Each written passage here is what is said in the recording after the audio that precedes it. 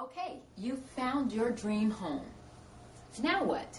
How do you go from dream to reality and make it your home? My name is Stacey Johnson-Cosby, and I'm a real estate agent in the metropolitan Kansas City, Missouri, and Kansas area. And I've spent many years working as a buyer's agent helping my clients turn their dream of owning a home into reality. And I've found that the better prepared they are, the easier the process is, and the better decision they make. Along those lines, my goal is to share with you the 6-step process to prepare you to make a wise decision as well. I'm going to assume 2 things. First of all, that you've hired a buyer's agent to represent you in your best interest. It doesn't cost you anything, and you just sign a contract with them. Secondly, that you've been pre-approved through a reputable lender and that you have pre-approval letter in hand before you've looked at the house. Okay, now, what you need to know in advance is the more you know about what you want, the easier it is to ask for it and negotiate it up front without leaving out any details. Step 1 out of the 6 steps, decide what closing date you want. When do you want to close on the house? Do you have to give 30 days notice at your apartment complex or the home you lease? Or do you have a certain weekend where your friends are available to help you? It's kind of important to know. Second, if you want to ask the seller to pay closing costs for you, how much do you want to ask them to pay? Your lender upfront gave you an estimate of your closing cost. On that estimate, it'll break out your down payment and your closing costs. Be sure to ask them how much of those closing costs the seller can pay. There is a limit, and it's wise to know up front so that you don't leave money on the table. And then the third thing, and probably one of the areas where people have the most concern, price. How do you determine what to ask? And again, there are a lot of different people giving you advice. Aunt Rose says, always offer 15% less than they're asking. And friends say never offer full price. My answer is it depends. It always depends on your situation, the seller's situation.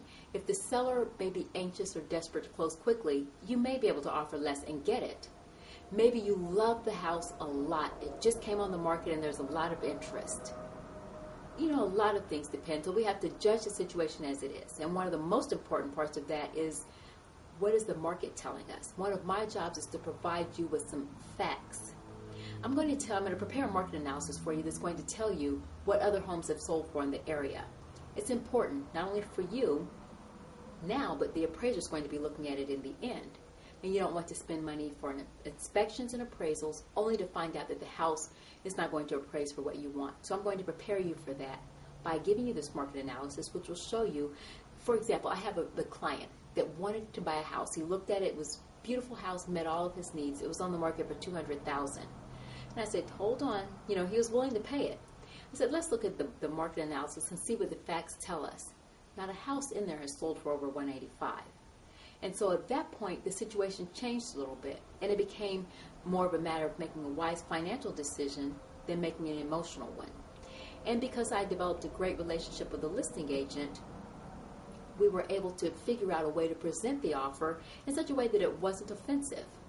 I'd already told her about my client, who he was, what he was looking for, and how he arrived at that price, that it wasn't just a number plucked out of the air, but it was based on factual information and his concern about not overpaying and making a wise financial decision. The seller ultimately agreed with us and accepted the $185,000 price because our argument was reasoned and our presentation was good. And so price can be tricky, but with a good buyer's agent and with great negotiating skills, you can get through that. And then the fourth thing is determine what your limits are. In negotiating, it's always important to know what your end game is going to be. What is the highest price that you'll pay? What dates that are not acceptable to you? Know all of that going in. And along those same lines, always know what a backup plan is going to be. Have it prepared. I always tell my clients, when you pick out your houses, prioritize them, your number 1, number 2, and number 3 houses. If something happens during negotiations with the first house, you have another house to go to. And so it takes the emotion out of it because you know that there's a backup plan. I think that's really critical in negotiating successfully, being able to walk away. And then the 6th and final thing I think is kind of important. Trust me. Trust your buyer's agent and our advice. We've been in the business for a while, and we use our knowledge to help our clients. I'm not going to steer you wrong. I will share with you facts and advise you But remember, in the end, when you're hearing from me and from all of your friends and family, that the ultimate decision is yours. You may say, Stacey, thank you for the advice, but I'm going to do this. Then my job becomes to be an advocate for you, to try to get terms and conditions that you find favorable for you, whatever the reason.